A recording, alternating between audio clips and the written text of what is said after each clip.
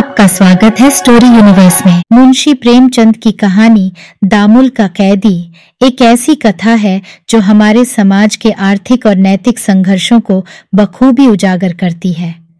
प्रेमचंद की कहानियां उनकी गहन सामाजिक समझ और यथार्थवादी दृष्टिकोण का परिचायक हैं। वे हिंदी साहित्य के ऐसे स्तंभ हैं जिनकी लेखनी ने भारतीय समाज के हर पहलू को छुआ है। दामुल का कैदी कहानी में सेठ खूबचंद जी के माध्यम से हम देखते हैं कि किस प्रकार एक धनी व्यक्ति अपने धन और सत्ता की भूख में नैतिकता को भूल जाता है। लेकिन कहानी का सबसे चौंकाने वाला मोड़ तब आता है जब वही व्यक्ति अपने किए का प्रायश्चित करने के लिए जीवन की सबसे कठिन परीक्षा से गुजरता है। क्या मानव का उद्धार केवल ईश्वर की कृपा से हो सकता है या उसके कर्म भी उसका मार्ग प्रशस्त करते हैं? क्या किसी के किए गए पापों का प्रायश्चित संभव है, और अगर है तो वह किस रूप में आता है? यह कहानी हमारे सामने ऐसे प्रश्न खड़े करती है जो हमें आत्ममंथन के लिए प्रेरित करते हैं। कहानी के पात्र गोपीनाथ और कृष्णचंद्र के माध्यम से यह भी देखने को मिलता है कि कैसे न्याय के लिए लड़ाई में व्यक्ति अपने निजी स्वार्थों से ऊपर उठकर समाज के लिए एक मिसाल बन सकता है। यह कहानी हमें यह सोचने पर मजबूर करती है कि क्या हम अपने जीवन में उन आदर्शों को अपनाते हैं जिनकी हम दूसरों से अपेक्षा रखते हैं। तो चलिए शुरू करते हैं। 10 बजे रात का समय। एक विशाल भवन में एक सजा हुआ कमरा, बिजली की अंगीठी, बिजली का प्रकाश। बड़ा दिन आ गया है। सेठ खूबचंद जी अफसरों को डालियां भेजने का सामान कर रहे हैं। फलों, मिठाइयों, मेवों, खिलौनों की छोटी छोटी पहाड़ियां सामने खड़ी हैं। मुनीम जी अफसरों के नाम बोलते जाते हैं और सेठ जी अपने हाथों यथा सम्मान डालियां लगाते जाते हैं। खूबचंद जी एक मिल के मालिक हैं, बंबई के बड़े ठेकेदार। एक बार नगर के मेयर भी रह चुके हैं। इस वक्त भी कई व्यापारी सभाओं के मंत्री और व्यापार मंडल के सभापति हैं। इस धन, यश, मान की प्राप्ति में डालियों का कितना भाग है यह कौन कह सकता है, पर इस अवसर पर सेठ जी के 10-5 हजार बिगड़ जाते थे। अगर कुछ लोग तुम्हें खुशामदी, टोड़ी, जी हुजूर कहते हैं तो कहाँ करें, इससे सेठ जी का क्या बिगड़ता है। सेठ जी उन लोगों में नहीं है जो नेकी करके दरिया में डाल दें। पुजारी जी ने आकर कहा, सरकार बड़ा विलंब हो गया, ठाकुर जी का भोग तैयार है।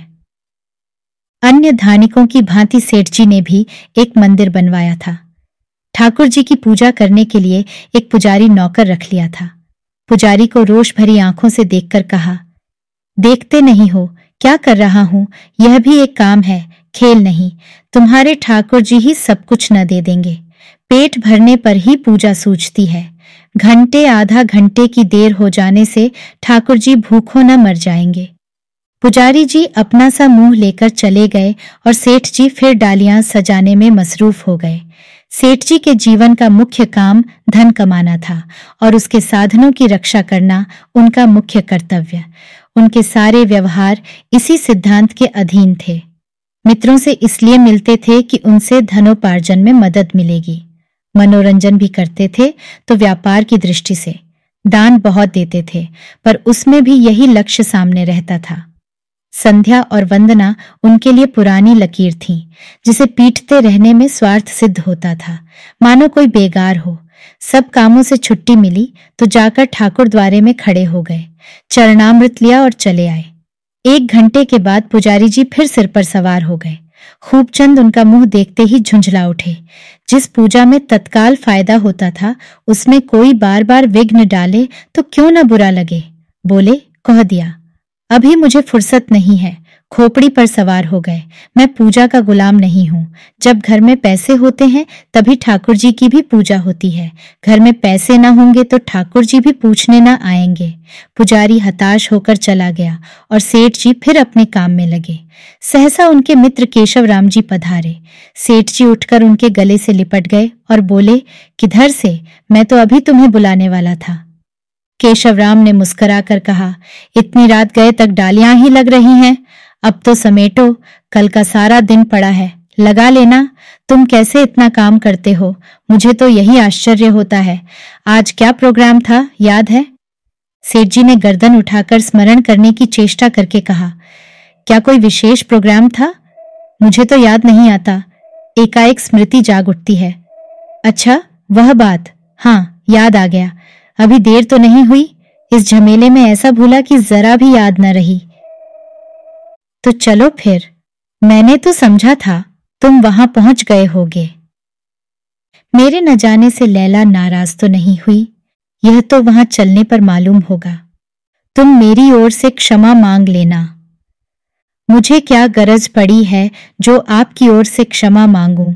वह तो त्योरियां चढ़ाए बैठी थी, कहने लगी उन्हें मेरी परवाह नहीं तो मुझे भी उनकी परवाह नहीं।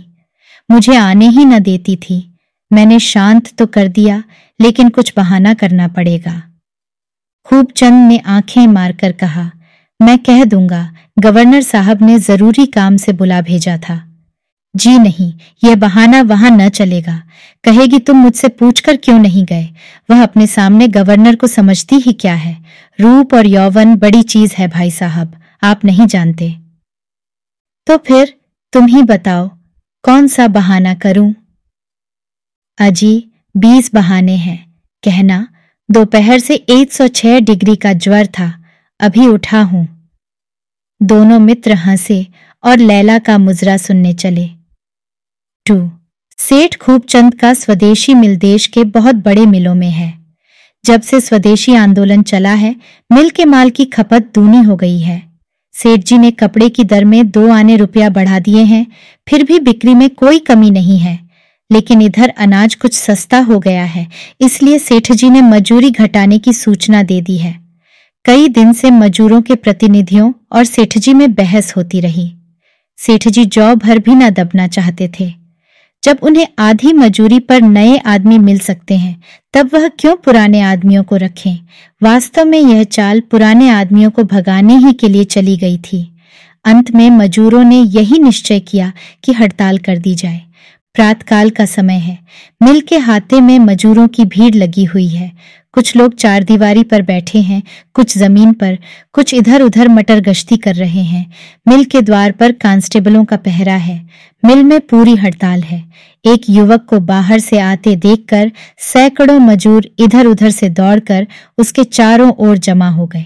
हर एक पूछ रहा था, सेठ जी ने क्या कहा? यह लंबा दुबला सांवला युवक मजूरों का प्रतिनिधि था। उसकी आकृति में कुछ ऐसी दृढ़ता, कुछ ऐसी निष्ठा, कुछ ऐसी गंभीरता थी कि सभी मजूरों ने उसे नेता मान लिया था। युवक के स्वर में निराशा थी, क्रोध था, आहत सम्मान का रुदन था। कुछ नहीं हुआ, सेठ जी कुछ नहीं सुनते। चारों ओर से आवाजें आईं तो हम भी उनकी खुशामद नहीं करते। युवक ने फिर कहा, वह मजूरी घटाने पर तुले हुए हैं, चाहे कोई काम करे या न करे। इस मिल से इस साल 10 लाख का फायदा हुआ है। यह हम लोगों ही की मेहनत का फल है, लेकिन फिर भी हमारी मजूरी काटी जा रही है। धनवानों का पेट कभी नहीं भरता। हम निर्बल हैं, निस्सहाय हैं, हमारी कौन सुनेगा? व्यापार मंडल उनकी ओर है, सरकार उनकी ओर है, मिल के हिस्सेदार उनकी ओर हैं। हमारा कौन है? हमारा उद्धार तो भगवान ही करेंगे। एक मजूर बोला, सेठ जी भी तो भगवान के बड़े भक्त हैं। युवक ने मुस्कुराकर कहा, हाँ, बहुत बड़े भक्त हैं। यहाँ किसी ठाकुर द्वारे में उनके ठाकुर द्वारे की सी सजावट नहीं है। कहीं इतना विधिपूर्वक भोग नहीं लगता, कहीं इतने उत्सव नहीं होते, कहीं ऐसी झांकी नहीं बनती। उसी भक्ति का प्रताप है कि आज नगर में इतना सम्मान है। औरों का माल पड़ा सड़ता है, इनका माल गोदाम में नहीं जाने पाता। वही भक्तराज हमारी मजूरी घटा रहे हैं। मिल में अगर घाटा हो तो हम आधी मजूरी पर काम करेंगे, लेकिन जब लाखों का लाभ हो रहा है तो किस नीति से हमारी मजूरी घटाई जा रही है? हम अन्याय नहीं सह सकते। प्रण कर लो कि किसी बाहरी आदमी को मिल में घुसने न देंगे, चाहे वह अपने साथ फौज लेकर ही क्यों न आए। कुछ परवाह नहीं, हमारे ऊपर लाठियां बरसें, गोलियां चलें। एक तरफ से आवाज आई, सेठ जी। सभी पीछे फिर फिर कर सेठ जी की तरफ देखने लगे। सभी के चेहरों पर हवाइयां उड़ने लगीं। कितने ही तो डर कर कांस्टेबलों से मिलके अंदर जाने के लिए चिरौरी करने लगे। कुछ लोग रुई की गांठों की आड़ में जा छिपे। थोड़े से आदमी कुछ सहमे हुए पर जैसे जान हथेली पर लिए युवक के साथ खड़े रहे। सेठ जी ने मोटर से उतरते हुए कांस्टेबलों को बुलाकर कहा, इन आदमियों को मारकर बाहर निकाल दो इसी दम। मजूरों पर डंडे पड़ने लगे। 10-5 तो गिर पड़े, बाकी अपनी अपनी जान लेकर भागे। वह युवक 2 आदमियों के साथ अभी तक डटा खड़ा था। प्रभुता असहिष्णु होती है। सेठ जी खुद आ जाए, फिर भी ये लोग सामने खड़े रहे। यह तो खुला विद्रोह है। ये बेअदबी कौन सह सकता है? जरा इस लौंडे को देखो, देह पर साबित कपड़े भी नहीं है, मगर जमा खड़ा है, मानो मैं कुछ हूं ही नहीं। समझता होगा ये मेरा कर ही क्या सकते हैं। सेठ जी ने रिवॉल्वर निकाल लिया और इस समूह के निकट आकर उसे जाने का हुक्म दिया, पर वह समूह अचल खड़ा था। सेठ जी उन्मत्त हो गए। यह हेकड़ी!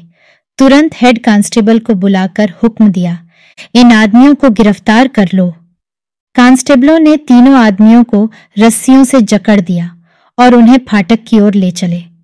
इनका गिरफ्तार होना था कि 1000 आदमियों का दल रेला मारकर मिल से निकल आया और कैदियों की तरफ लपका। कांस्टेबलों ने देखा बंदूक चलाने पर भी जान न बचेगी, तो मुलजिमों को छोड़ दिया और भाग खड़े हुए। सेठ जी को ऐसा क्रोध आ रहा था कि इन सारे आदमियों को तोप पर उड़वा दें। क्रोध में आत्मरक्षा की भी उन्हें परवाह न थी। कैदियों को सिपाहियों से छुड़ाकर वह जनसमूह सेठ जी की ओर आ रहा था। सेठ जी ने समझा, सब के सब मेरी जान लेने आ रहे हैं। अच्छा, यह लौंडा गोपी सभी के आगे है, यही यहाँ भी इनका नेता बना हुआ है। मेरे सामने कैसा भीगी बिल्ली बना हुआ था, पर यहाँ सबके आगे आगे आ रहा है। सेठ जी अब भी समझौता कर सकते थे, पर यूं दबकर विद्रोहियों से दान मांगना उन्हें असह्य था। इतने में क्या देखते हैं कि वह बढ़ता हुआ समूह बीच ही में रुक गया। युवक ने उन आदमियों से कुछ सलाह की और तब अकेला सेठ जी की तरफ चला। सेठ जी ने मन में कहा, शायद मुझसे प्राणदान की शर्तें तय करने आ रहा है। सभी ने आपस में यही सलाह की है। जरा देखो कितने निश्शंक भाव से चला आता है, जैसे कोई विजयी सेनापति हो। ये कांस्टेबल कैसे दुम दबाकर भाग खड़े हुए, लेकिन तुम्हें तो नहीं छोड़ता बचा। जो कुछ होगा देखा जाएगा। जब तक मेरे पास यह रिवॉल्वर है, तुम मेरा क्या कर सकते हो? तुम्हारे सामने तो घुटना न टेकूंगा। युवक समीप आ गया और कुछ बोलना ही चाहता था कि सेठ जी ने रिवॉल्वर निकालकर फायर कर दिया। युवक भूमि पर गिर पड़ा और हाथ पांव फेंकने लगा। उसके गिरते ही मजूरों में उत्तेजना फैल गई। अभी तक उनमें हिंसा भाव न था। वे केवल सेठ जी को यह दिखा देना चाहते थे कि तुम हमारी मजूरी काटकर शांत नहीं बैठ सकते, किंतु हिंसा ने हिंसा को उद्दीप्त कर दिया। सेठ जी ने देखा प्राण संकट में है और समतल भूमि पर रिवॉल्वर से भी देर तक प्राण रक्षा नहीं कर सकते, पर भागने का कहीं स्थान न था। जब कुछ न सूझा तो वह रुई के गांठ पर चढ़ गए और रिवॉल्वर दिखा दिखाकर नीचे वालों को ऊपर चढ़ने से रोकने लगे। नीचे 500-600 आदमियों का घेरा था। ऊपर सेठ जी अकेले रिवॉल्वर लिए खड़े थे। कहीं से कोई मदद नहीं आ रही है और प्रतिक्षण प्राणों की आशा क्षीण होती जा रही है। कांस्टेबलों ने भी अफसरों को यहाँ की परिस्थिति नहीं बतलाई, नहीं तो क्या अब तक कोई न आता। केवल 5 गोलियों से कब तक जान बचेगी? एक क्षण में ये सब समाप्त हो जाएंगी। भूल हुई, मुझे बंदूक और कारतूस लेकर आना चाहिए था। फिर देखता इनकी बहादुरी, एक एक को भून कर रख देता। मगर क्या जानता था कि यहाँ इतनी भयंकर परिस्थिति आ खड़ी होगी। नीचे के एक आदमी ने कहा, लगा दो गांठों में आग, निकालो तो एक माचिस, रुई से धन कमाया है, रुई की चिता पर जले। तुरंत एक आदमी ने जेब से दियासलाई निकाली और आग लगाना ही चाहता था कि सहसा वही जख्मी युवक पीछे से आकर सामने हो गया। उसके पांव में पट्टी बंधी हुई थी, फिर भी रक्त बह रहा था। उसका मुख पीला पड़ गया था और उसके तनाव से मालूम होता था कि युवक को असह्य वेदना हो रही है। उसे देखते ही लोगों ने चारों तरफ से आकर घेर लिया। उस हिंसा के उन्माद में भी अपने नेता को जीता जागता देखकर उनके हर्ष की सीमा न रही। जय घोष से आकाश गूंज उठा, गोपीनाथ की जय। जख्मी गोपीनाथ ने हाथ उठाकर समूह को शांत हो जाने का संकेत करके कहा, भाइयों, मैं तुमसे एक शब्द कहने आया हूं। कह नहीं सकता बचूंगा या नहीं। संभव है तुमसे यह मेरा अंतिम निवेदन हो। तुम क्या करने जा रहे हो? दरिद्र में नारायण का निवास है, क्या इसे मिथ्या करना चाहते हो? धनी को अपने धन का मद हो सकता है, तुम्हें किस बात का अभिमान है? तुम्हारे झोपड़ों में क्रोध और अहंकार के लिए कहाँ स्थान है? मैं तुमसे हाथ जोड़कर कहता हूँ, सब लोग यहाँ से हट जाओ। अगर तुम्हें मुझसे कुछ स्नेह है, अगर मैंने तुम्हारी कुछ सेवा की है, तो अपने घर जाओ और सेठ जी को घर जाने दो। चारों तरफ से आपत्तिजनक आवाजें आने लगीं, लेकिन गोपीनाथ का विरोध करने का साहस किसी में न हुआ। धीरे धीरे लोग यहाँ से हट गए। मैदान साफ हो गया तो गोपीनाथ ने विनम्र भाव से सेठ जी से कहा, सरकार, अब आप चले जाएं। मैं जानता हूं आपने मुझे धोखे से मारा। मैं केवल यही कहने आपके पास आ रहा था जो अब कह रहा हूं। मेरा दुर्भाग्य था कि आपको भ्रम हुआ। ईश्वर की यही इच्छा थी। सेठ जी को गोपीनाथ पर कुछ श्रद्धा होने लगी है। नीचे उतरने में कुछ शंका अवश्य है, पर ऊपर भी तो प्राण बचने की कोई आशा नहीं है। वह इधर उधर सशंक नेत्रों से ताकते हुए उतरते हैं। जनसमूह कुछ 10 गज के अंतर पर खड़ा हुआ है। प्रत्येक मनुष्य की आंखों में विद्रोह और हिंसा भरी हुई है। कुछ लोग दबी जबान से पर सेठ जी को सुनाकर अशिष्ट आलोचनाएं कर रहे हैं, पर किसी में इतना साहस नहीं है कि उनके सामने आ सके। उस मरते हुए युवक के आदेश में इतनी शक्ति है। सेठ जी मोटर पर बैठकर चले ही थे कि गोपी जमीन पर गिर पड़ा। सेठ जी की मोटर जितनी तेजी से जा रही थी, उतनी ही तेजी से उनकी आंखों के सामने आहत गोपी का छाया चित्र भी दौड़ रहा था। भांति भांति की कल्पनाएं मन में आने लगी। अपराधी भावनाएं चित्त को आंदोलित करने लगी। अगर गोपी उनका शत्रु था तो उसने क्यों उनकी जान बचाई ऐसी दशा में जब वह स्वयं मृत्यु के जे में था? इसका उनके पास कोई जवाब न था। निरपराध गोपी जैसे हाथ बांधे उनके सामने खड़ा कह रहा था, आपने मुझ बेगुनाह को क्यों मारा? भोग लिप्सा आदमी को स्वार्थांध बना देती है। फिर भी सेठ जी की आत्मा अभी इतनी अभ्यस्त और कठोर न हुई थी कि एक निरपराध की हत्या करके उन्हें ग्लानि न होती। वह 100 युक्तियों से मन को समझाते थे, लेकिन न्याय बुद्धि किसी युक्ति को स्वीकार न करती थी। जैसे यह धारणा उनके न्याय द्वार पर बैठी सत्याग्रह कर रही थी और वरदान लेकर ही टलेगी। वह घर पहुंचे तो इतने दुखी और हताश थे मानो हाथों में हथकड़ियां पड़ी हों। प्रमीला ने घबराई हुई आवाज में पूछा, हड़ताल का क्या हुआ? अभी हो रही है या बंद हो गई? मजूरों ने दंगा फसाद तो नहीं किया? मैं तो बहुत डर रही थी। खूबचंद ने आराम कुर्सी पर लेटकर एक लंबी सांस ली और बोले, कुछ न पूछो, किसी तरह जान बच गई, बस यही समझ लो। पुलिस के आदमी तो भाग खड़े हुए, मुझे लोगों ने घेर लिया। बारे किसी तरह जान लेकर भागा। जब मैं चारों तरफ से घिर गया तो क्या करता, मैंने भी रिवॉल्वर छोड़ दिया। प्रमीला भयभीत होकर बोली, कोई जख्मी तो नहीं हुआ? वही गोपीनाथ जख्मी हुआ जो मजूरों की तरफ से मेरे पास आया करता था। उसका गिरना था कि 1000 आदमियों ने मुझे घेर लिया। मैं दौड़कर रुई की गांठों पर चढ़ गया। जान बचने की कोई आशा न थी। मजूर गांठों में आग लगाने जा रहे थे। प्रमीला कांप उठी। सहसा वही जख्मी आदमी उठकर मजूरों के सामने आया और उन्हें समझाकर मेरी प्राण रक्षा की। वह न आ जाता तो मैं किसी तरह जीता न बचता। ईश्वर ने बड़ी कुशल की, इसीलिए मैं मना कर रही थी कि अकेले न जाओ। उस आदमी को लोग अस्पताल ले गए होंगे। सेठ जी ने शोक भरे स्वर में कहा, मुझे भय है कि वह मर गया होगा। जब मैं मोटर पर बैठा तो मैंने देखा वह गिर पड़ा और बहुत से आदमी उसे घेर कर खड़े हो गए। न जाने उसकी क्या दशा हुई। प्रमीला उन देवियों में थी जिनकी नसों में रक्त की जगह श्रद्धा बहती है। स्नान, पूजा, तप और व्रत यही उसके जीवन के आधार थे। सुख में, दुख में, आराम में उपासना ही उसका कवच थी। इस समय भी उस पर संकट आ पड़ा। ईश्वर के सिवा कौन उसका उद्धार करेगा? वह वहीं खड़ी द्वार की ओर ताक रही थी और उसका धर्मनिष्ठ मन ईश्वर के चरणों में गिरकर क्षमा की भिक्षा मांग रहा था। सेठ जी बोले, यह मजूर उस जन्म का कोई महान पुरुष था, नहीं तो जिस आदमी ने उसे मारा उसी की प्राण रक्षा के लिए क्यों इतनी तपस्या करता। प्रमीला श्रद्धा भाव से बोली, भगवान की प्रेरणा और क्या, भगवान की दया होती है तभी हमारे मन में सद्विचार भी आते हैं। सेठ जी ने जिज्ञासा की, तो फिर बुरे विचार भी ईश्वर की प्रेरणा ही से आते होंगे? प्रमीला तत्परता के साथ बोली, ईश्वर आनंद स्वरूप है, दीपक से कभी अंधकार नहीं निकल सकता। सेठ जी कोई जवाब सोच ही रहे थे कि बाहर शोर सुनकर चौंक पड़े। दोनों ने सड़क की तरफ की खिड़की खोलकर देखा तो हजारों आदमी काली झंडियां लिए दाहिनी तरफ से आते दिखाई दिए। झंडियों के बाद एक अर्थी थी, सिर ही सिर दिखाई देते थे। ये गोपीनाथ के जनाजे का जुलूस था। सेठ जी तो मोटर पर बैठकर मिल से घर की ओर चले। उधर मजूरों ने दूसरी मिलों में इस हत्याकांड की सूचना भेज दी। दम के दम में सारे शहर में यह खबर बिजली की तरह दौड़ गई और कई मिलों में हड़ताल हो गई। नगर में सनसनी फैल गई।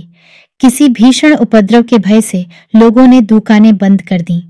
यह जुलूस नगर के मुख्य स्थानों का चक्कर लगाता हुआ सेठ खूबचंद के द्वार पर आया है और गोपीनाथ के खून का बदला लेने पर तुला हुआ है।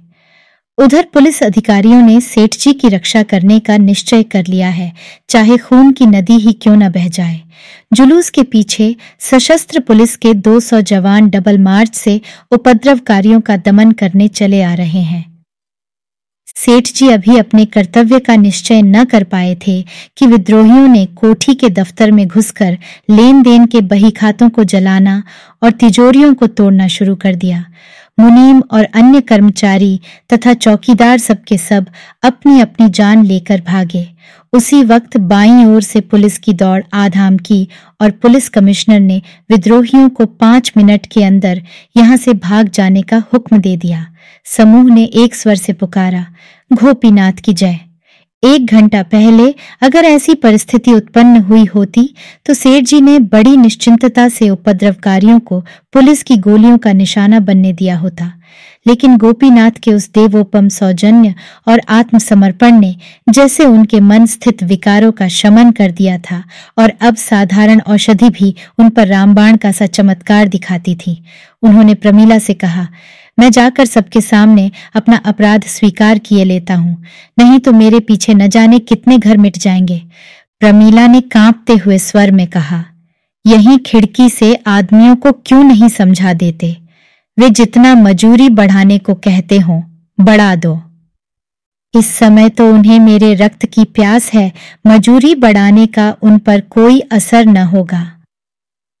सजल नेत्रों से देखकर प्रमीला बोली, तब तो तुम्हारे ऊपर हत्या का अभियोग चल जाएगा। सेठ जी ने धीरता से कहा, भगवान की यही इच्छा है तो हम क्या कर सकते हैं? एक आदमी का जीवन इतना मूल्यवान नहीं है कि उसके लिए असंख्य जानें ली जाए। प्रमीला को मालूम हुआ साक्षात भगवान सामने खड़े हैं। वह पति के गले से लिपट कर बोली, मुझे क्या कहे जाते हो? सेठ जी ने उसे गले लगाते हुए कहा, भगवान तुम्हारी रक्षा करेंगे। उनके मुख से और कोई शब्द न निकला। प्रमीला की हिचकियां बंधी हुई थीं। उसे रोता छोड़कर सेठ जी नीचे उतरे। वह सारी संपत्ति जिसके लिए उन्होंने जो कुछ करना चाहिए वह भी किया, जो कुछ न करना चाहिए वह भी किया, जिसके लिए खुशामद की छल किया, अन्याय किए, जिसे वह अपने जीवन तप का वरदान समझते थे, आज कदाचित सदा के लिए उनके हाथ से निकली जाती थी। पर उन्हें जरा भी मोह न था, जरा भी खेद न था। वह जानते थे उन्हें डामुल की सजा होगी। यह सारा कारोबार चौपट हो जाएगा, यह संपत्ति धूल में मिल जाएगी। कौन जाने प्रमीला से फिर भेंट होगी या नहीं, कौन मरेगा, कौन जिएगा, कौन जानता है। मानो वह स्वेच्छा से यमदूतों का आह्वान कर रहे हों, और वह वेदनामय विवशता जो हमें मृत्यु के समय दबा लेती है, उन्हें भी दबाए हुए थी। प्रमीला उनके साथ ही साथ नीचे तक आई।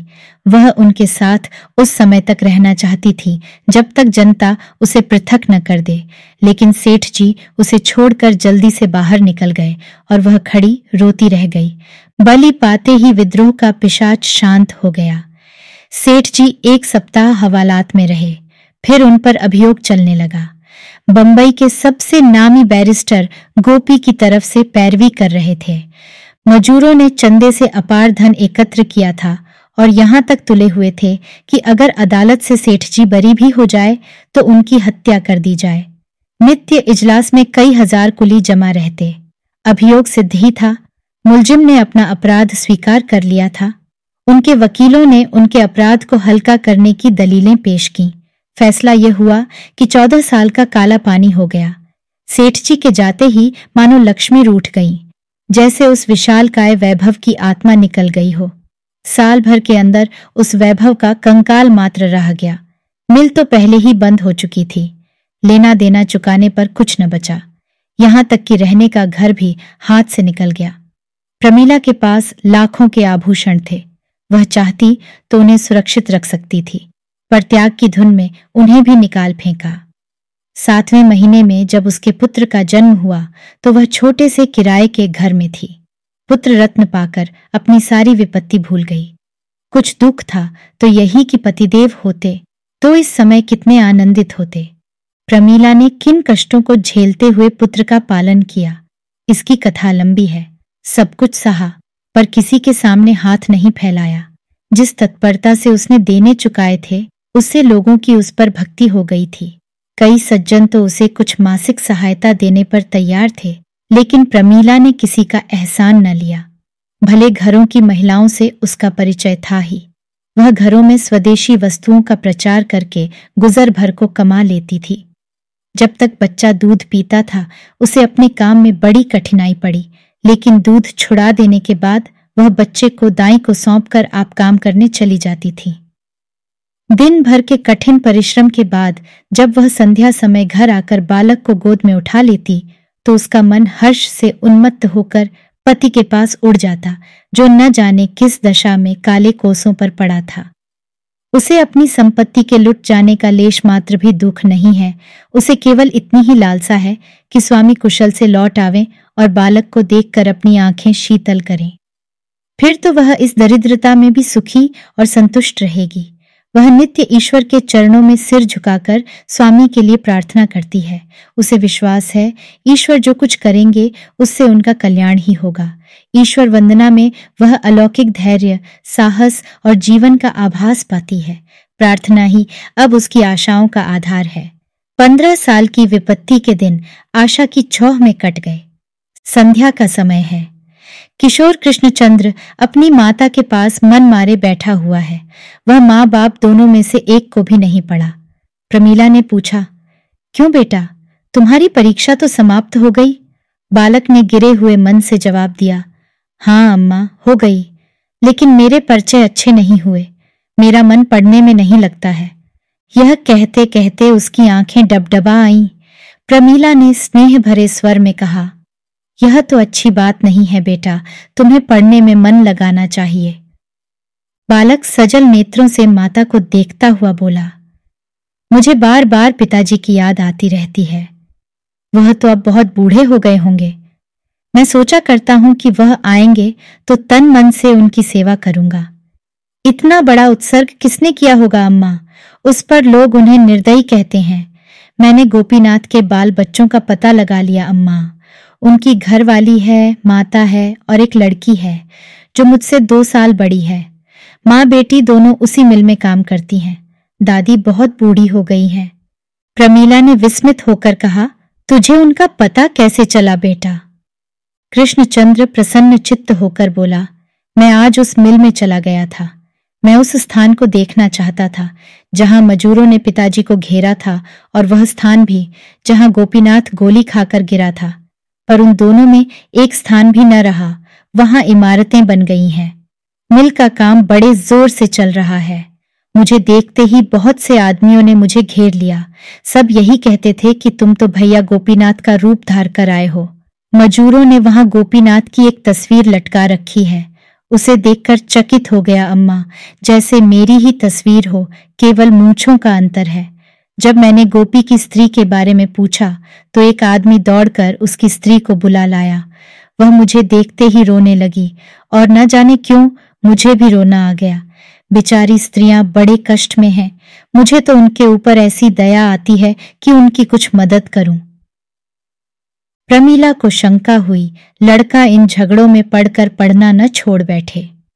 बोली, अभी तुम उनकी क्या मदद कर सकते हो बेटा? धन होता तो कहती 10-5 रुपये महीना दे दिया करो, लेकिन घर का हाल तो तुम जानते ही हो। अभी मन लगाकर पढ़ो, जब तुम्हारे पिताजी आ जाए तो जो इच्छा हो वह करना। कृष्णचंद्र ने उस समय कोई जवाब न दिया, लेकिन आज से उसका नियम हो गया कि स्कूल से लौटकर एक बार गोपी के परिवार को देखने अवश्य जाता। प्रमीला उसे जेब खर्च के लिए जो पैसे देती, उसे उन अनाथों ही पर खर्च करता। कभी कुछ फल ले ली, कभी शाक भाजी ले ली। एक दिन कृष्णचंद्र को घर आने में देर हुई तो प्रमीला बहुत घबराई। पता लगाती हुई विधवा के घर पर पहुंची तो देखा एक तंग गली में एक सीले सड़े हुए मकान में गोपी की स्त्री एक खाट पर पड़ी है और कृष्णचंद्र खड़ा उसे पंखा झल रहा है। माता को देखते ही बोला, मैं अभी घर न जाऊंगा अम्मा, देखो काकी कितनी बीमार है। दादी को कुछ सूझता नहीं, बिन्नी खाना पका रही है, इनके पास कौन बैठे? प्रमीला ने खिन्न होकर कहा, अब तो अंधेरा हो गया, तुम यहां कब तक बैठे रहोगे? अकेला घर मुझे भी तो अच्छा नहीं लगता। इस वक्त चलो, सवेरे फिर आ जाना। रोगिणी ने प्रमीला की आवाज सुनकर आंखें खोल दी और मंद स्वर में बोली, आओ माताजी, बैठो। मैं तो भैया से कह रही थी, देर हो रही है, अब घर जाओ, पर यह गए ही नहीं। मुझ अभागिनी पर इन्हें न जाने क्यों इतनी दया आती है। अपना लड़का भी इससे अधिक मेरी सेवा न कर सकता। चारों तरफ से दुर्गंध आ रही थी। उमस ऐसी थी कि दम घुटा जाता था। उस बिल में हवा किधर से आती? पर कृष्णचंद्र ऐसा प्रसन्न था, मानो कोई परदेशी चारों ओर से ठोकरें खाकर अपने घर में आ गया हो। प्रमीला ने इधर उधर निगाह दौड़ाई तो एक दीवार पर उसे एक तस्वीर दिखाई दी। उसने समीप जाकर उसे देखा तो उसकी छाती धक से हो गई। बेटे की ओर देखकर बोली, तूने यह चित्र कब खिंचवाया बेटा? कृष्णचंद्र मुस्कुराकर बोला, यह मेरा चित्र नहीं है अम्मा, गोपीनाथ का चित्र है। प्रमीला ने अविश्वास से कहा, चल झूठा कहीं का। रोगिणी ने कातर भाव से कहा, नहीं अम्मा जी, वह मेरे आदमी ही का चित्र है। भगवान की लीला कोई नहीं जानता, पर भैया की सूरत इतनी मिलती है कि मुझे अचरज होता है। जब मेरा ब्याह हुआ था तब उनकी यही उम्र थी और सूरत भी बिल्कुल यही हंसी थी, यही बातचीत और यही स्वभाव। क्या रहस्य है, मेरी समझ में नहीं आता। माताजी, जब से यह आने लगे हैं, कह नहीं सकती मेरा जीवन कितना सुखी हो गया। इस मोहल्ले में सब हमारे ही जैसे मजूर रहते हैं। उन सबों के साथ यह लड़कों की तरह रहते हैं। सब इन्हें देखकर निहाल हो जाते हैं। प्रमीला ने कोई जवाब न दिया। उसके मन पर एक अव्यक्त शंका छाई थी, मानो उसने कोई बुरा सपना देखा हो। उसके मन में बार बार एक प्रश्न उठ रहा था, जिसकी कल्पना ही से उसके रोए खड़े हो जाते थे। सहसा उसने कृष्णचंद्र का हाथ पकड़ लिया और बलपूर्वक खींचती हुई द्वार की ओर चली, मानो कोई उसे उसके हाथों से छीने लिए जाता हो। रोगिणी ने केवल इतना कहा, माताजी, कभी कभी भैया को मेरे पास आने दिया करना, नहीं तो मैं मर जाऊंगी। 15 साल के बाद भूतपूर्व सेठ खूबचंद अपने नगर के स्टेशन पर पहुंचे। हरा भरा वृक्ष ठूंठ होकर रह गया था। चेहरे पर झुर्रियां पड़ी हुई, सिर के बाल सन, दाढ़ी जंगल की तरह बड़ी हुई, दांतों का कहीं नाम नहीं, कमर झुकी हुई। ठूंठ को देखकर कौन पहचान सकता है कि यह वही वृक्ष है जो फल फूल और पत्तियों से लदा रहता था, जिस पर पक्षी कलरव करते रहते थे। स्टेशन के बाहर निकलकर वह सोचने लगे, कहाँ जाए? अपना नाम लेते लज्जा आती थी। किससे पूछें, प्रमीला जीती है या मर गई? अगर है तो कहाँ है? उन्हें देख वह प्रसन्न होगी या उनकी उपेक्षा करेगी? प्रमीला का पता लगाने में ज्यादा देर न लगी। खूबचंद की कोठी अभी तक खूबचंद की कोठी कहलाती थी। दुनिया कानून के उलटफेर क्या जाने। अपनी कोठी के सामने पहुंचकर उन्होंने एक तंबोली से पूछा, क्यों भैया, यही तो सेठ खूबचंद की कोठी है। तंबोली ने उनकी ओर कुतूहल से देखकर कहा, खूबचंद की जब थी तब थी, अब तो लाला देशराज की है। अच्छा, मुझे यहाँ आए बहुत दिन हो गए। सेठ जी के यहाँ नौकर था, सुना सेठ जी को काला पानी हो गया था। हाँ, बेचारे भलमनसी में मारे गए, चाहते तो बेदाग बच जाते, सारा घर मिट्टी में मिल गया। सेठानी तो होंगी? हाँ, सेठानी क्यों नहीं है, उनका लड़का भी है। सेठ जी के चेहरे पर जैसे जवानी की झलक आ गई। जीवन का वह आनंद और उत्साह जो आज 15 साल से कुंभकर्ण की भांति पड़ा सो रहा था, मानो नई स्फूर्ति पाकर उठ बैठा और अब उस दुर्बल काया में समा नहीं रहा है। उन्होंने इस तरह तंबोली का हाथ पकड़ लिया जैसे घनिष्ठ परिचय हो और बोले, अच्छा, उनके लड़का भी है? कहाँ रहती है भाई, बता दो तो जाकर सलाम कराऊं। बहुत दिनों तक उनका नमक खाया है। तंबोली ने प्रमीला के घर का पता बता दिया। प्रमीला इसी मोहल्ले में रहती थी। सेठ जी जैसे आकाश में उड़ते हुए यहां से आगे चले। वह थोड़ी दूर गए थे कि ठाकुर जी का एक मंदिर दिखाई दिया। सेठ जी ने मंदिर में जाकर प्रतिमा के चरणों पर सिर झुका दिया। उनके रोम रोम से आस्था का रेत सा बह रहा था। इस 15 वर्ष के कठिन प्रायश्चित्त में उनकी संतप्त आत्मा को अगर कहीं आश्रय मिला था तो वह अशरण शरण भगवान के चरण थे। उन पावन चरणों के ध्यान में ही उन्हें शांति मिलती थी। दिन भर ऊख के कोल्हू में जुटे रहने या फावड़े चलाने के बाद जब वह रात को पृथ्वी की गोद में लेटते तो पूर्व स्मृतियां अपना अभिनय करने लगती। वह अपना विलासमय जीवन जैसे रुदन करता हुआ उनकी आंखों के सामने आ जाता और उनके अंतकरण से वेदना में डूबी हुई ध्वनि निकलती, ईश्वर मुझ पर दया करो। इस दया याचना में उन्हें एक ऐसी अलौकिक शांति और स्थिरता प्राप्त होती थी मानो बालक माता की गोद में लेटा हो। जब उनके पास संपत्ति थी, विलास के साधन थे, यौवन था, स्वास्थ्य था, अधिकार था, उन्हें आत्मचिंतन का अवकाश न मिलता था। मन प्रवृत्ति ही की ओर दौड़ता था। अब इन स्मृतियों को खोकर दीनावस्था में उनका मन ईश्वर की ओर झुका। पानी पर जब तक कोई आवरण है, उसमें सूर्य का प्रकाश कहाँ? वह मंदिर से निकलते ही थे कि एक स्त्री ने उसमें प्रवेश किया। खूबचंद का हृदय उछल पड़ा। वह कुछ कर्तव्य भ्रम से होकर एक स्तंभ की आड़ में हो गए। यह प्रमीला थी। इन 15 वर्षों में एक दिन भी ऐसा नहीं गया जब उन्हें प्रमीला की याद न आई हो। वह छाया उनकी आंखों में बसी हुई थी। आज उन्हें उस छाया और इस सत्य में कितना अंतर दिखाई दिया। छाया पर समय का क्या असर हो सकता है, उस पर सुख दुख का बस नहीं चलता। सत्य तो इतना अभेद्य नहीं। उस छाया में वह सदैव प्रमोद का रूप देखा करते थे, आभूषण, मुस्कान और लज्जा से रंजित। इस सत्य में उन्होंने साधक का तेजस्वी रूप देखा और अनुराग में डूबे हुए स्वर की भांति उनका हृदय थरथरा उठा। मन में ऐसा उद्गार उठा कि इसके चरणों पर गिर पड़ूं और कहूं, देवी इस पतित का उद्धार करो। किंतु तुरंत विचार आया, कहीं यह देवी मेरी उपेक्षा न करे। इस दशा में उसके सामने जाते उन्हें लज्जा आई। कुछ दूर चलने के बाद प्रमीला एक गली में मुड़ी। सेठ जी भी उसके पीछे पीछे चले जाते थे। आगे एक कई मंजिल की हवेली थी। सेठ जी ने प्रमीला को उस चाल में घुसते देखा, पर यह न देख सके कि वह किधर गई। द्वार पर खड़े खड़े सोचने लगे, किससे पूछूं? सहसा एक किशोर को भीतर से निकलते देखकर उन्होंने उसे पुकारा। युवक ने उनकी ओर चुभती हुई आंखों से देखा और तुरंत उनके चरणों पर गिर पड़ा। सेठ जी का कलेजा धक से हो उठा। यह तो गोपी था, केवल उम्र में उससे कम। वही रूप था, वही डील था, मानो वह कोई नया जन्म लेकर आ गया हो। उनका सारा शरीर एक विचित्र भय से सिहर उठा।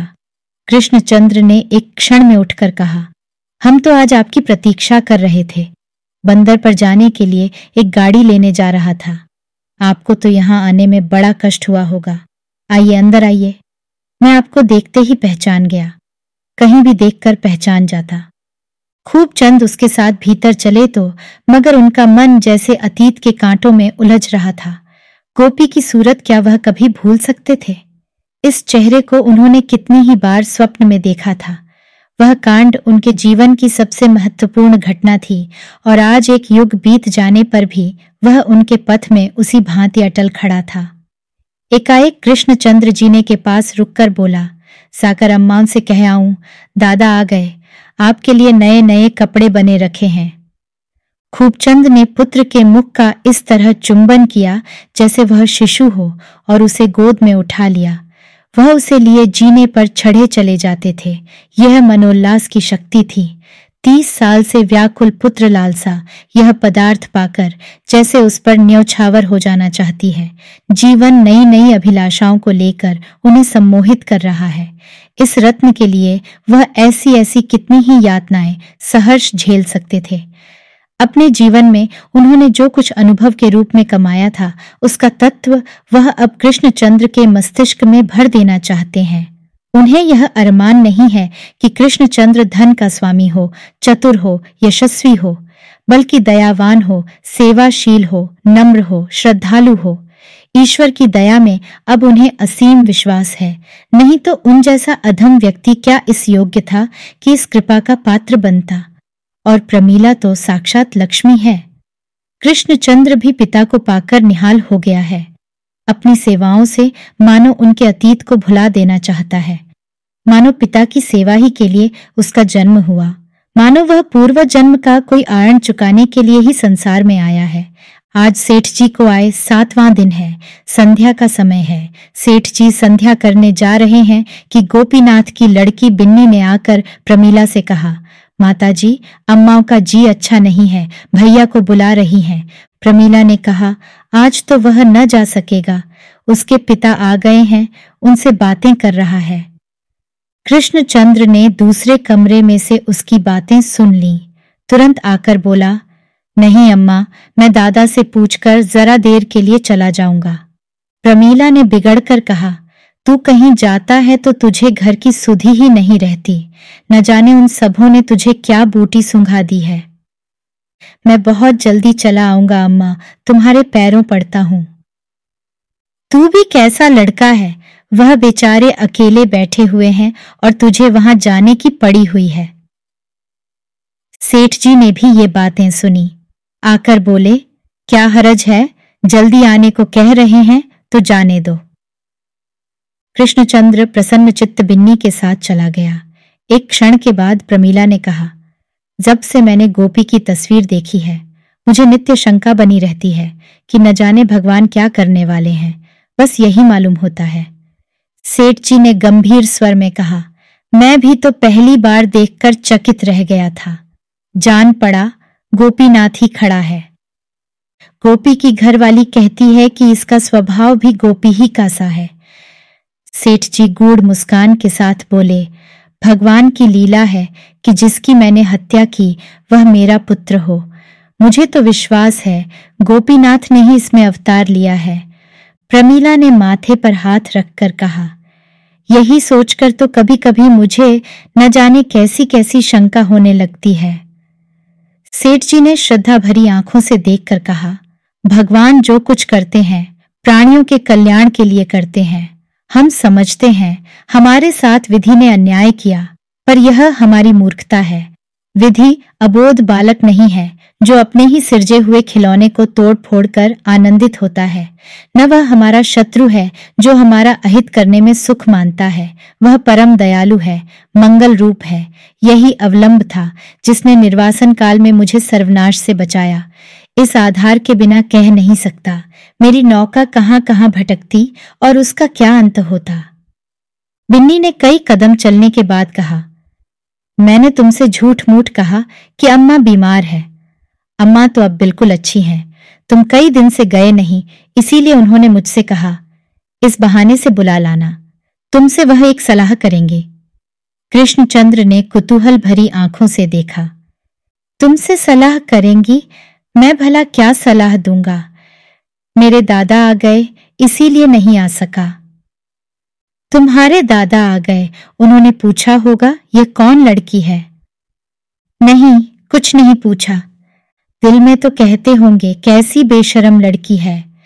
दादा ऐसे आदमी नहीं है। मालूम हो जाता कि यह कौन है तो बड़े प्रेम से बातें करते।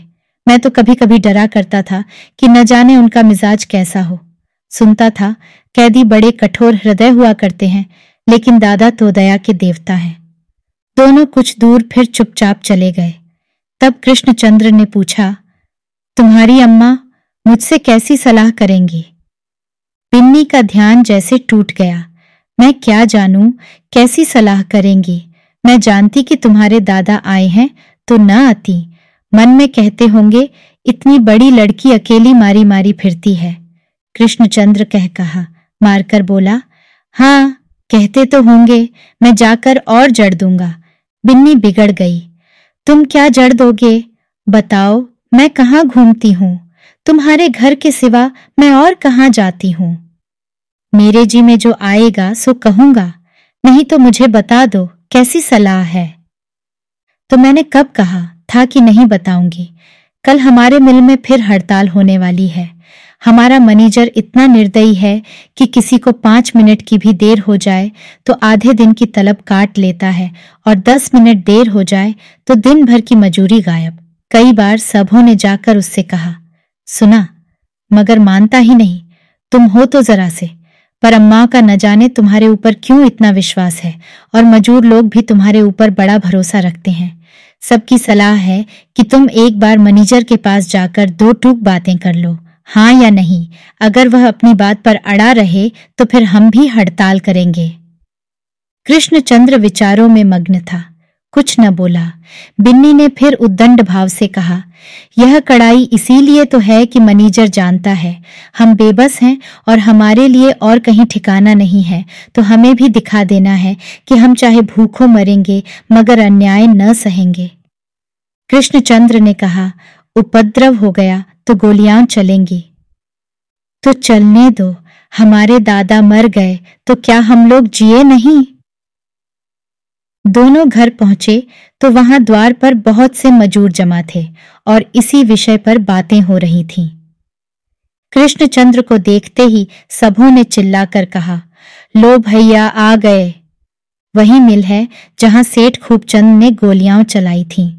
आज उन्हीं का पुत्र मजदूरों का नेता बना हुआ गोलियों के सामने खड़ा है। कृष्णचंद्र और मैनेजर में बातें हो चुकी। मैनेजर ने नियमों को नर्म करना स्वीकार न किया। हड़ताल की घोषणा कर दी गई। आज हड़ताल है। मजदूर मिल के हाथे में जमा है और मैनेजर ने मिल की रक्षा के लिए फौजी गारद बुला लिया है। मिल के मजदूर उपद्रव नहीं करना चाहते थे। हड़ताल केवल उनके असंतोष का प्रदर्शन थी, लेकिन फौजी गारद देखकर मजदूरों को भी जोश आ गया। दोनों तरफ से तैयारी हो गई है। एक ओर गोलियां हैं, दूसरी ओर ईंट पत्थर के टुकड़े। युवक कृष्णचंद्र ने कहा, आप लोग तैयार हैं? हमें मिल के अंदर जाना है, चाहे सब मार डाले जाए। बहुत सी आवाजें आईं, सब तैयार हैं। जिसके बाल बच्चे हों वह अपने घर चले जाए। बिन्नी पीछे खड़ी खड़ी बोली, बाल बच्चे सबकी रक्षा भगवान करता है। कई मजदूर घर लौटने का विचार कर रहे थे। इस वाक्य ने उन्हें स्थिर कर दिया। जय जयकार हुई और 1000 मजदूरों का दल मिल द्वार की ओर चला। फौजी गारद ने गोलियां चलाईं। सबसे पहले कृष्णचंद्र, फिर और कई आदमी गिर पड़े। लोगों के पांव उखड़ने लगे। उसी वक्त खूबचंद नंगे सिर नंगे पांव हाथे में पहुंचे और कृष्णचंद्र को गिरते देखा। परिस्थिति उन्हें घर ही पर मालूम हो गई थी। उन्होंने उन्मत्त होकर कहा, कृष्णचंद्र की जय, और दौड़कर आहत युवक को कंठ से लगा लिया। मजदूरों में एक अद्भुत साहस और धैर्य का संचार हुआ। खूबचंद, इस नाम ने जादू का काम किया। इस 15 साल में खूबचंद ने शहीद का ऊंचा पद प्राप्त कर लिया था। उन्हीं का पुत्र आज मजदूरों का नेता है। धन्य है भगवान की लीला। सेठ जी ने पुत्र की लाश जमीन पर लिटा दी और अविचलित भाव से बोले, भाइयों, यह लड़का मेरा पुत्र था। मैं 15 साल डामुल काटकर लौटा तो भगवान की कृपा से मुझे इसके दर्शन हुए। आज 8वां दिन है। आज फिर भगवान ने उसे अपनी शरण में ले लिया। वह भी उन्हीं की कृपा थी। यह भी उन्हीं कृपा है। मैं जो मूर्ख अज्ञानी तब था, वही अब भी हूं। हाँ, इस बात का मुझे गर्व है कि भगवान ने मुझे ऐसा वीर बालक दिया। अब आप लोग मुझे बधाइयां दें। किसे ऐसी वीर गति मिलती है? अन्याय के सामने जो छाती खोलकर खड़ा हो जाए, वही तो सच्चा वीर है। इसलिए बोलिए कृष्णचंद्र की जय। 1000 गलों से जय ध्वनि निकली और उसी के साथ सब के सब हल्ला मारकर दफ्तर के अंदर घुस गए। गारद के जवानों ने एक बंदूक भी न चलाई। इस विलक्षण कांड ने इन्हें स्तंभित कर दिया था। मैनेजर ने पिस्तौल उठा लिया और खड़ा हो गया। देखा तो सामने सेठ खूबचंद। लज्जित होकर बोला, मुझे बड़ा दुख है कि आज दैवगति से ऐसी दुर्घटना हो गई, पर आप खुद समझ सकते हैं क्या कर सकता था। सेठ जी ने शांत स्वर में कहा, ईश्वर जो कुछ करता है हमारे कल्याण के लिए करता है। अगर इस बलिदान से मजदूरों का कुछ हित हो तो मुझे जरा भी खेद न होगा। मैनेजर सम्मान भरे स्वर में बोला, लेकिन इस धारणा से तो आदमी को संतोष नहीं होता। ज्ञानियों का भी मन चंचल हो ही जाता है। सेठ जी ने इस प्रसंग का अंत कर देने के इरादे से कहा, तो अब आप क्या निश्चय कर रहे हैं? मैनेजर सकुचाता हुआ बोला, मैं इस विषय में स्वतंत्र नहीं हूं। स्वामियों की जो आज्ञा थी उसका मैं पालन कर रहा था। सेठ जी कठोर स्वर में बोले, अगर आप समझते हैं कि मजदूरों के साथ अन्याय हो रहा है तो आपका धर्म है कि उनका पक्ष लीजिए। अन्याय में सहयोग करना अन्याय करने के ही समान है। एक तरफ तो मजदूर लोग कृष्णचंद्र के दाह संस्कार का आयोजन कर रहे थे, दूसरी तरफ दफ्तर में मिल के डायरेक्टर और मैनेजर सेठ खूबचंद के साथ बैठे कोई ऐसी व्यवस्था सोच रहे थे कि मजदूरों के प्रति इस अन्याय का अंत हो जाए। 10 बजे सेठ जी ने बाहर निकलकर मजदूरों को सूचना दी, मित्रों, ईश्वर को धन्यवाद दो कि उसने तुम्हारी विनय स्वीकार कर ली। तुम्हारी हाजिरी के लिए अब नए नियम बनाए जाएंगे और जुर्माने की वर्तमान प्रथा उठा दी जाएगी। मजदूरों ने सुना, पर उन्हें वह आनंद न हुआ जो 1 घंटा पहले होता। कृष्णचंद्र की बलि देकर बड़ी से बड़ी रियासत भी उनके निगाहों में हेय थी। अभी अर्थी न उठने पाई थी कि प्रमीला लाल आंखें किए उन्मत्त सी दौड़ी आई और उस देह से चिमट गई जिसे उसने अपने उदर से जन्म दिया और अपने रक्त से पाला था। चारों तरफ हाहाकार मच गया। मजदूर और मालिक, ऐसा कोई नहीं था जिसकी आंखों से आंसुओं की धारा न निकल रही हो। सेठ जी ने समीप जाकर प्रमीला के कंधों पर हाथ रखा और बोले, क्या करती हो प्रमीला? जिसकी मृत्यु पर हंसना और ईश्वर को धन्यवाद देना चाहिए, उसकी मृत्यु पर रोती हो। प्रमीला उसी तरह शव को हृदय से लगाए पड़ी रही। जिस निधि को पाकर उसने विपत्ति को संपत्ति समझा था, पतिवियोग से अंधकारमय जीवन में जिस दीपक से आशा, धैर्य और अवलंब पा रही थी, वह दीपक बुझ गया था। जिस विभूति को पाकर ईश्वर की निष्ठा और भक्ति उसके रोम रोम में व्याप्त हो गई थी, वह विभूति उससे छीन ली गई थी। सहसा उसने पति को अस्थिर नेत्रों से देखकर कहा, तुम समझते होगे, ईश्वर जो कुछ करता है हमारे कल्याण के लिए ही करता है। मैं ऐसा नहीं समझती, समझ ही नहीं सकती, कैसे समझूं? हाय मेरे लाल, मेरे लाडले, मेरे राजा, मेरे सूर्य, मेरे चंद्र, मेरे जीवन के आधार, मेरे सर्वस्व, तुझे खोकर कैसे चित्त को शांत रखूं? जिसे गोद में देखकर मैंने अपने भाग्य को धन्य माना था, उसे आज धरती पर पड़ा देखकर हृदय को कैसे संभालूं? नहीं मानता, हाय नहीं मानता। यह कहते हुए उसने जोर से छाती पीट ली। उसी रात को शोकातुर माता संसार से प्रस्थान कर गई। पक्षी अपने बच्चे की खोज में पिंजरे से निकल गया। 3 साल बीत गए। श्रमजीवियों के मोहल्ले में आज कृष्णाष्टमी का उत्सव है। उन्होंने आपस में चंदा करके एक मंदिर बनवाया है। मंदिर आकार में तो बहुत सुंदर और विशाल नहीं, पर जितनी भक्ति से यहाँ सिर झुकते हैं, वह बात इससे कहीं विशाल मंदिरों को प्राप्त नहीं। यहाँ लोग अपनी संपत्ति का प्रदर्शन करने नहीं, बल्कि अपनी श्रद्धा की भेंट देने आते हैं। मजबूर स्त्रियां गा रही हैं, बालक दौड़ दौड़कर छोटे मोटे काम कर रहे हैं और पुरुष झांकी के बनाव श्रृंगार में लगे हुए हैं। उसी वक्त सेठ खूबचंद आए। स्त्रियां और बालक उन्हें देखते ही चारों ओर से दौड़कर जमा हो गए। यह मंदिर उन्हीं के सतत उद्योग का फल है। मजदूर परिवारों की सेवा ही अब उनके जीवन का उद्देश्य है। उनका छोटा सा परिवार अब विराट रूप हो गया है। उनके सुख को वह अपना सुख और उनके दुख को अपना दुख मानते हैं। मजदूरों में शराब, जुए और दुराचरण की वह कसरत नहीं रही। सेठ जी की सहायता, सत्संग और सद्व्यवहार पशुओं को मनुष्य बना रहा है। सेठ जी ने बाल रूप भगवान के सामने जाकर सिर झुकाया और उनका मन अलौकिक आनंद से खिल उठा। उस झांकी में उन्हें कृष्णचंद्र की झलक दिखाई दी। एक ही क्षण में उसने जैसे गोपीनाथ का रूप धारण किया। सेठ जी का रोम रोम पुलकित हो उठा। भगवान की व्यापकता का, दया का रूप आज जीवन में पहली बार उन्हें दिखाई दिया। अब तक भगवान की दया को वह सिद्धांत रूप से मानते थे। आज उन्होंने उसका प्रत्यक्ष रूप देखा।